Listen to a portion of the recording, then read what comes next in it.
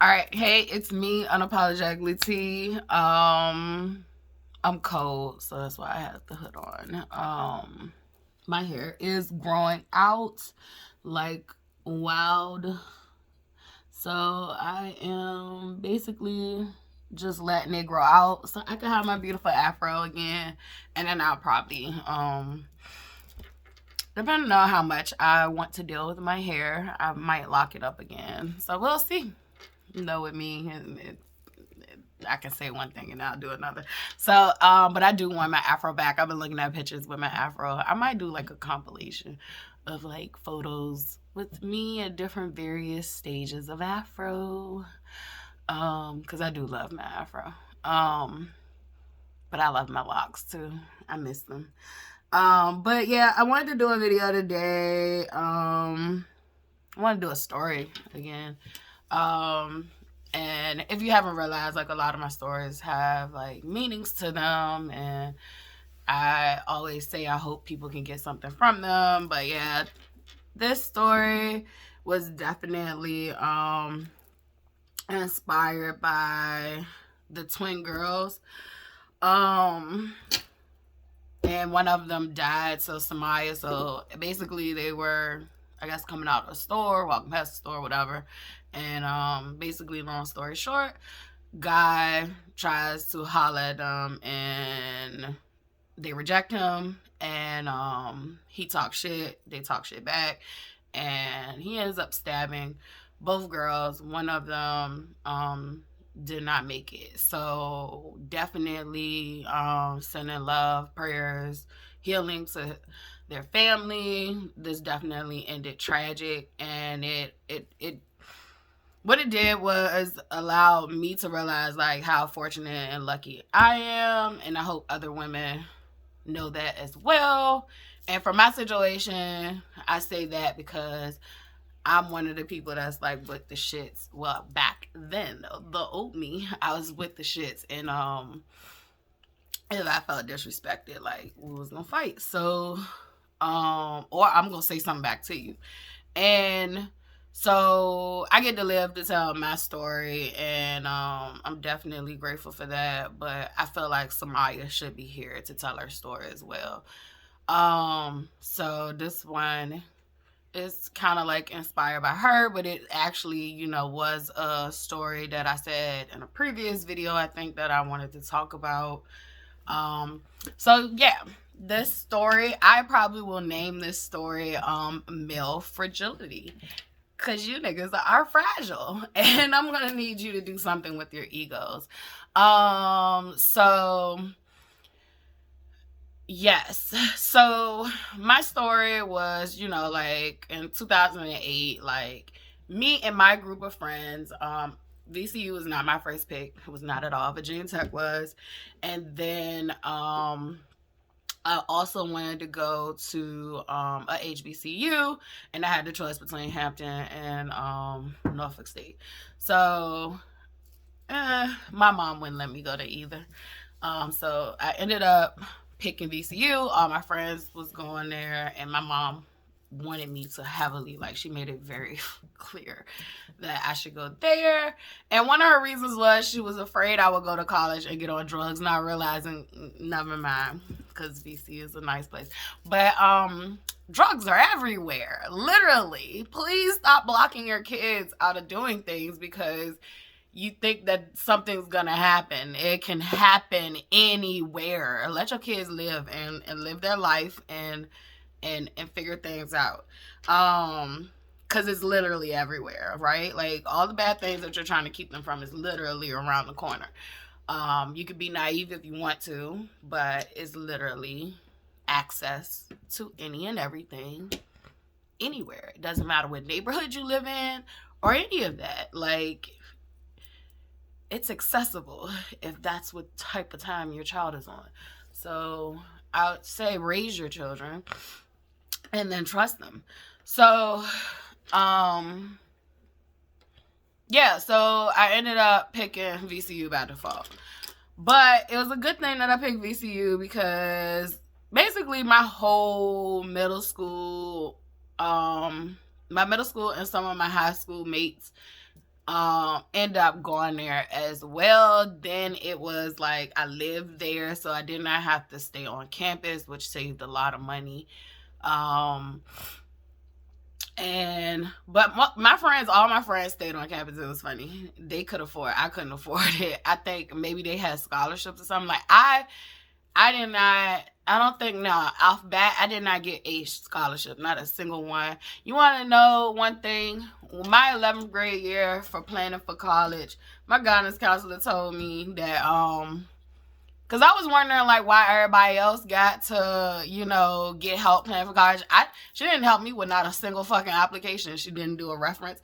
I didn't even ask her to. Definitely not after that. But, yeah, like, I used to see my friends going to the guidance counselor office all the time. Like, this was 11th grade.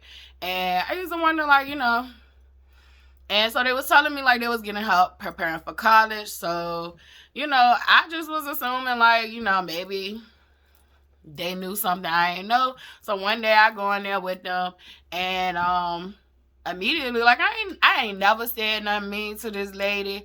Of course I was mean around school. Yeah, I did. I admit to having an attitude, but bitch, you the guidance counselor. But she told me, basically tried to tell me I ain't had to worry about filling out college applications, because the only place I'd ever get a job was at Walmart bagging up groceries.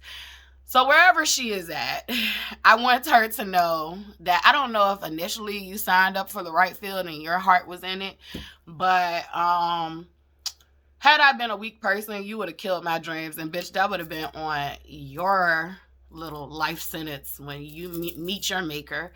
And some of these people need not to be in these fields anymore. Like, they may have started out with love and compassion, and that's another thing. Like I said, I'm gonna bring fairness into this all. I truly do think she probably would have started out with a nice heart and compassion. But I had never done anything to her. I had never said anything to her. She might have heard that I've said things to other people and all that stuff, but I had never done anything to her. And for her to be the guidance counselor, job number one would have been to try to figure out why the fuck was I so angry? Why was I the way I was? But you didn't even do that. You tried to belittle me, and you thought you were better than me. And I felt like Biggie. Like, like, you sat there and talked shit about me, and I probably ended up making more than you ever made in your whole entire life. So, yeah, don't do that to kids. Like, I don't give a fuck how bad a child is. Like, don't do that to kids. Don't kill kids' dreams. And I went on a tangent because that triggered me. And but yeah, I hope she literally is well. I hope she's still alive and well. But that was some real nasty shit, definitely to a child. and I'm happy she did say it, because it made me make sure I was gonna prove her the fuck wrong. You don't get to tell me who I'm gonna be and how I'm gonna turn out. Like, you really don't. And yeah, it was just wrong. And she never helped me with a college application. She never did any of that stuff. So I used to have to literally do that shit on my own. Like, literally do it on my own. And that's just my life.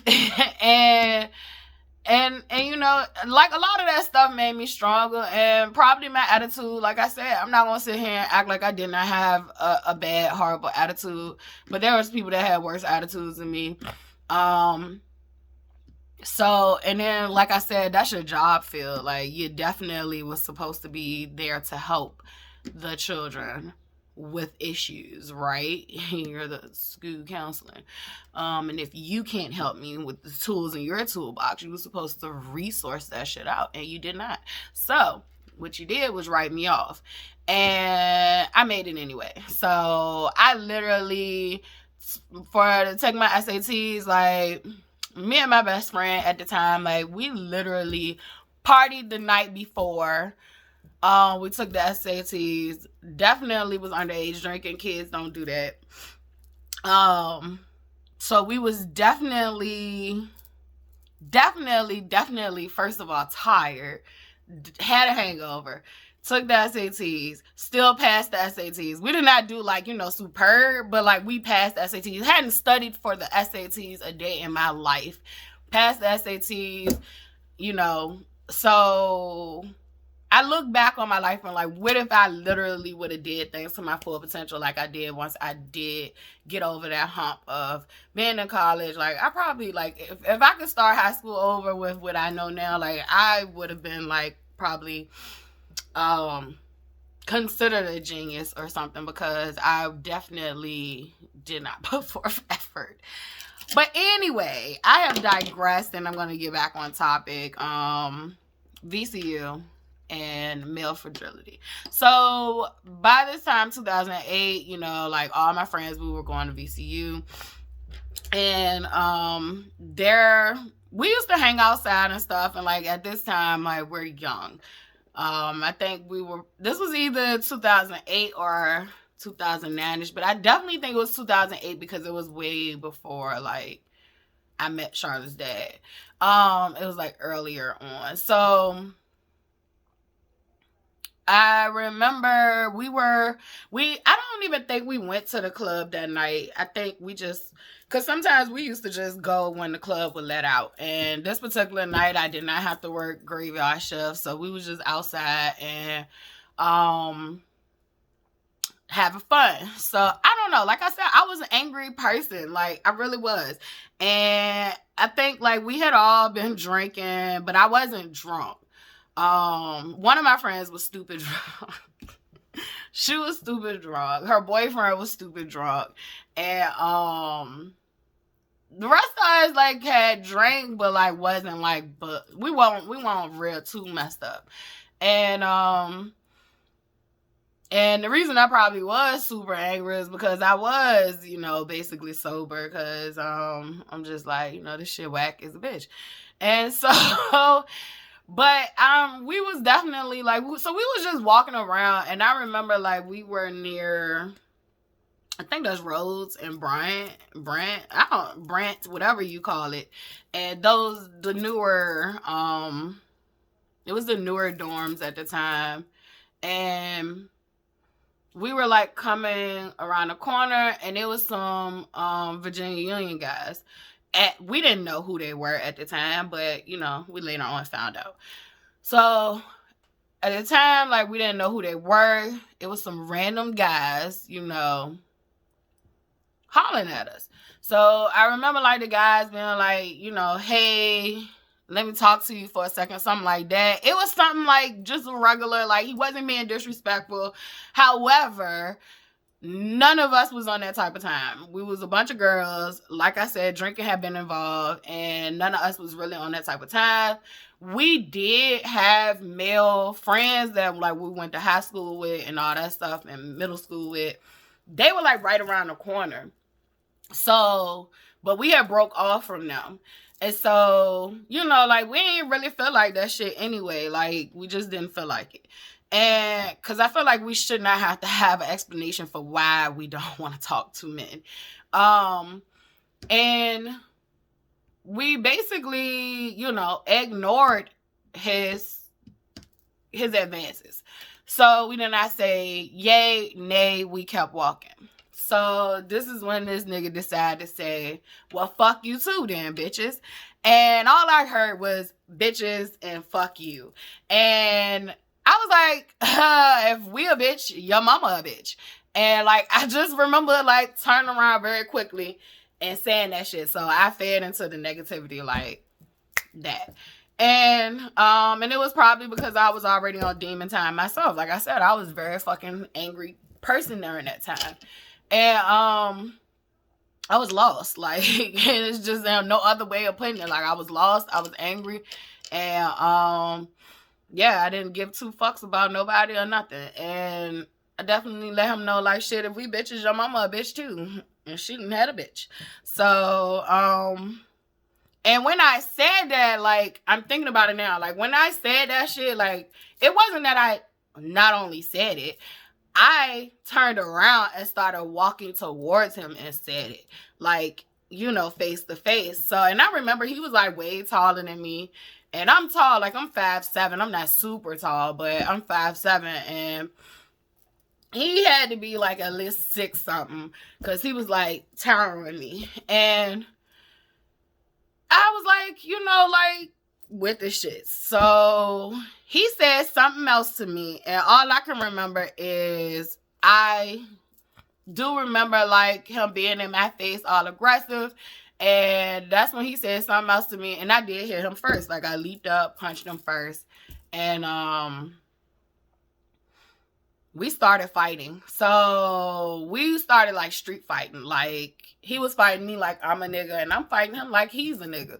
And I think I was getting the best of him because he really started to try to rev up his hitting. Like I remember he hit me in my nose, and if you've been in fighting, like you know that shit hurt. So when he hit me in my nose, that pissed me off. So like I'm fighting him even more. I'm fighting him. Y'all, I'm not realizing like my friends done jumped into this shit too. And my friends is going in on him. Then I think his friends got into it. And it's so funny because my friend boyfriend, he ran off. He didn't even help us. She was pissed off at him for that shit. And I used to be like, don't be mad at him. He not a fighter. And she was like, nah, fuck that. He should have helped us out. Another male fragility, like he was scared, so he did not help us out that night. And yeah, like so we definitely at this point, like, if anybody know, like I'm gonna use initials just for the purposes of this, like, so if you know, you know. But like P was there, MJ was there, Nay was there, and Lee. And even Lee was fighting. Lee was fighting. And like, I'm just shocked that all these niggas fighting. I won't shock that Nay, but I'm shocked that MJ and Lee, and she was drunk. So I can't even give her a fair assessment. Cause she tripped over a shoe or some shit happened. Like, but she still was fighting. So like, we all was fighting, and this is girls against niggas. And this could have ended tragically, right? This could have, say for instance, if they had a weapon, or shit, if we had a weapon. Like, this could have gotten out of control very quickly. The damages I suffered from that was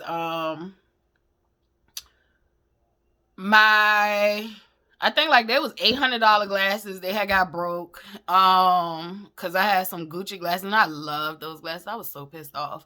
But my $800 frames got broke. Somebody stole my expensive ass phone.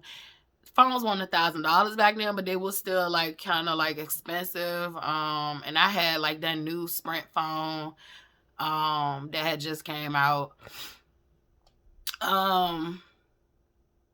So that had got stolen, but the dummy who stole it, which was one of the boys, he didn't realize, like, him uploading his information into the phone. He deleted my shit out, uploaded his own. When I got a new phone, because I had insurance on the phone, it uploaded the information from the previous phone, which was the stuff that he put in there. And I ended up calling his mom and letting her know he had stole my phone. And that's when I found out these niggas was from Nova. And well, I think some of them was from Nova, and then it was like a couple, I think one or two that was from DC or something. And I think the boy that I got into it with was from DC. But I guess he thought like we was some fucking country girls that won't about shit, and he fucked around and found out that they, like, you know, every city has his rough spots. And we definitely had come from some of the rough spots. And thinking about Samaya's situation though, like that could have ended differently for me. It could have ended differently for my friends. So now that I'm older, like I find myself, even when I told you, like when Dante requested my number, like I just give niggas my number. I don't try to be combative, or I'm not gonna even say stuck up or snobbish. Like, we should have the right to turn niggas down without them getting their ego, you know, too bruised to the point, like, it's okay to get your ego bruised and be like, oh, you know, they didn't want me. But to the point where, like, you want to kill a bitch, like, you want to hit a bitch, like, you, to the point where you want to call me out my name, like, even that, like, because let's just be honest, like, it's some people out here, like, they're not going for that. And I was one of those people and wasn't going for that. Definitely no, we're not doing that. So, and the police did get involved in that situation, but I had learned from when I was in high school and I got kicked out of high school, which I got kicked out of all Richmond public schools. I had learned that when authority comes around to stop fighting, because if you don't stop fighting, then you look like the aggressor and all that stuff. So I definitely, as soon as I saw the white man in his uniform, I definitely commenced to land on the ground and stopping. So that was a traumatizing event for me when I was in high school, is that I learned that, you know, I cannot keep fighting just because they're not holding the other person back. It's like, nope, I'm good. I'm gonna let you fall on that sword. So I learned a lesson from that.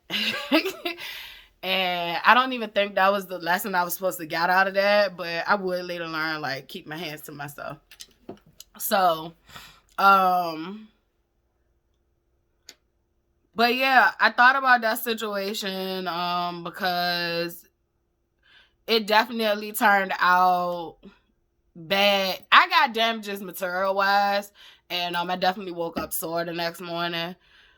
And looking back on things, I wish, you know, like, we should have just kept it on walking. But I definitely feel like, what the fuck is wrong with men that you feel like a woman can't turn you down? Like, men reject women all the time. Like, we have to go through rejection. We can't, you know,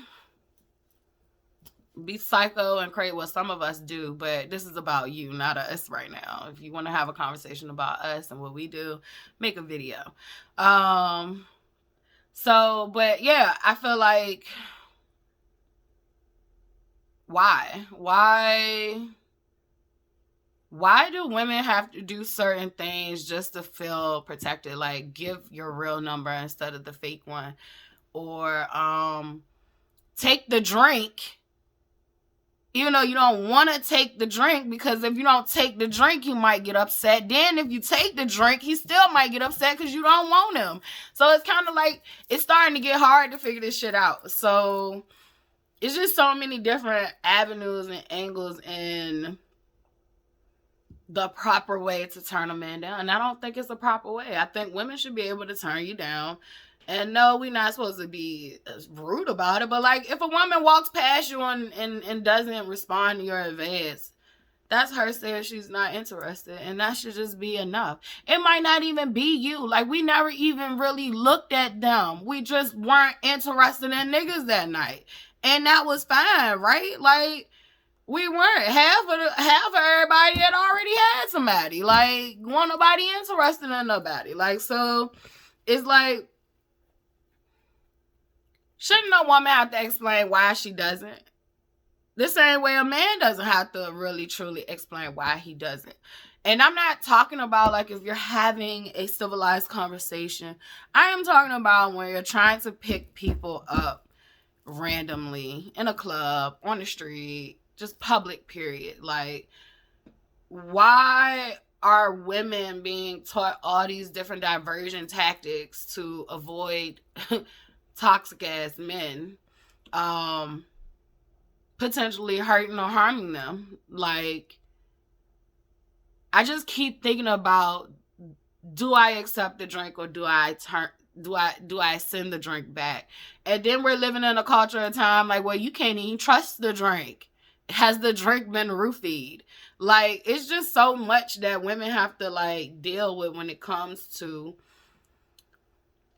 men. And I feel like there is not enough conversation being had about this. It's, you know, you hear protect black women, but are we really protecting black women? Are we really teaching our sons?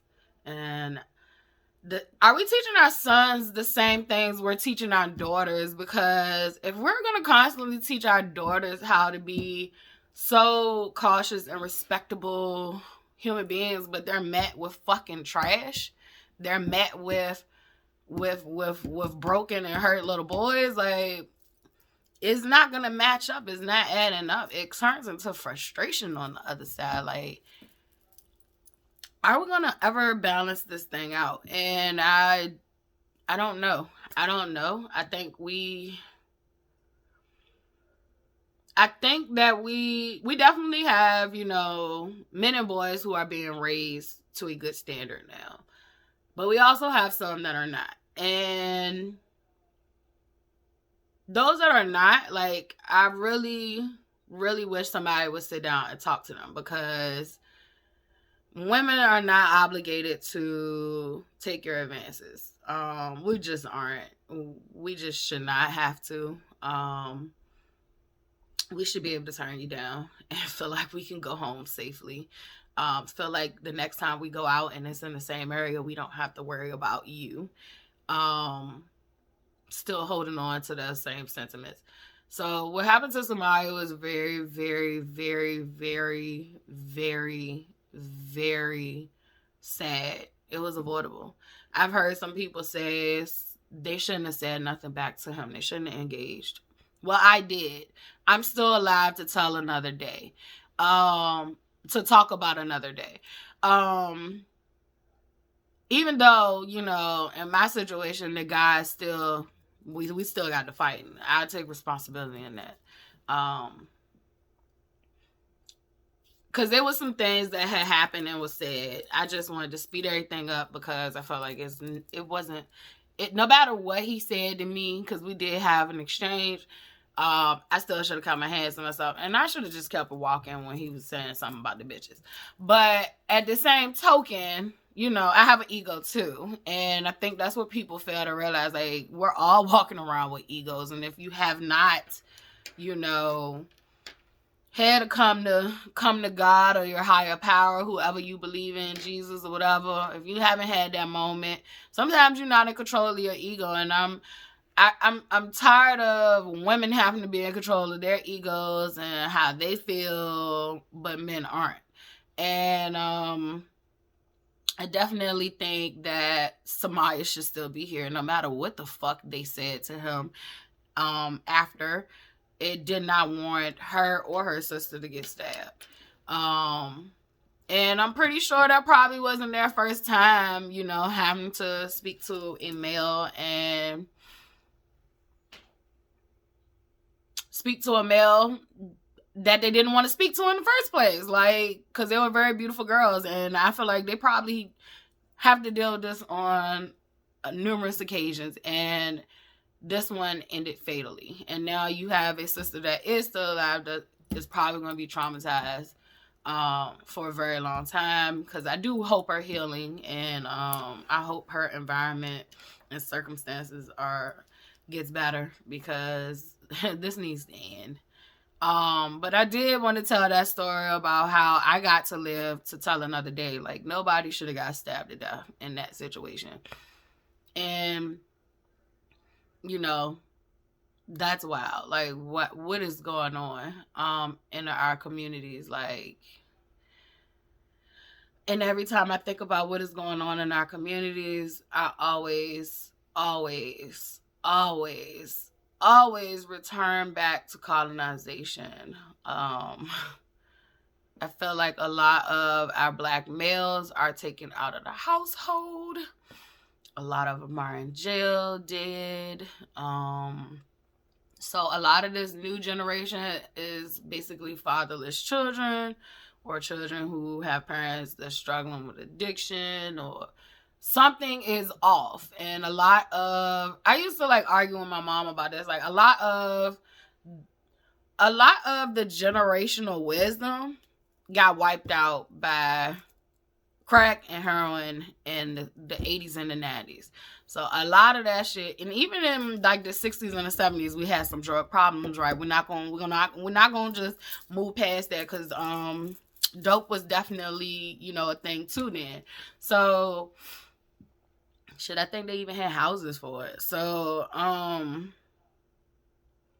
that was definitely a thing then too. So a lot of our generational wisdom has been wiped out via traps set up for our communities. Like, you know, they just admitted that, you know, the CIA funded the whole crack epidemic, and then our president and his wife was like, oh, it's a war on drugs, and they fucking brought tanks to fucking LA and it was like literally raiding motherfuckers' houses when you the one was handing that shit out like candy.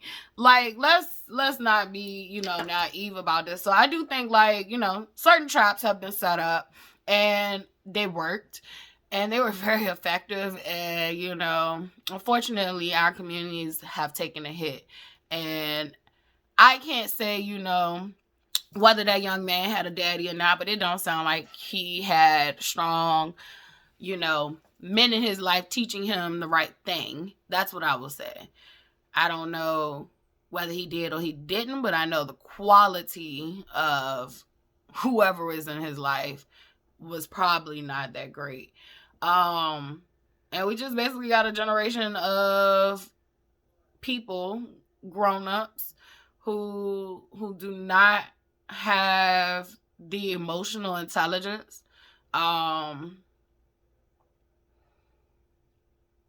cognitive reasoning,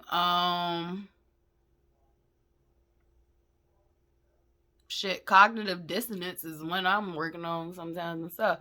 So, like, it's a lot of things that we, you know, as human beings, and my community and communities like my community, you know, we are learning at such a late age, just because of the environments and the certain upbringings we had. So, and it still goes back to colonialism. I would say, you know, more so too, just like, but that is white supremacy. Yeah. So white supremacy, let's just say that white supremacy, has created this narrative for my community and communities like my communities. So, I think a lot of us do realize that, and we are trying to work on changing that by changing, you know, the little ones we bring up, and by also like getting involved in the community. For me, I donate. That's my best way to help out. But I do have plans for future ways to help out. But yeah, like, definitely an issue. Definitely an issue. We definitely got to keep working on this one as a whole. We know that there are traps set up for us, and we need to start removing these traps in our communities. Enough is enough. It's time. So yeah, that's just my little story for today. It wasn't really exciting, and it wasn't meant to be. It was meant to show you a situation where I got to live, and there's another situation where another girl did not, and I feel like that's sad and that's fucked up. Let's make some changes. I don't know. Bye-bye. Enjoy your Saturday.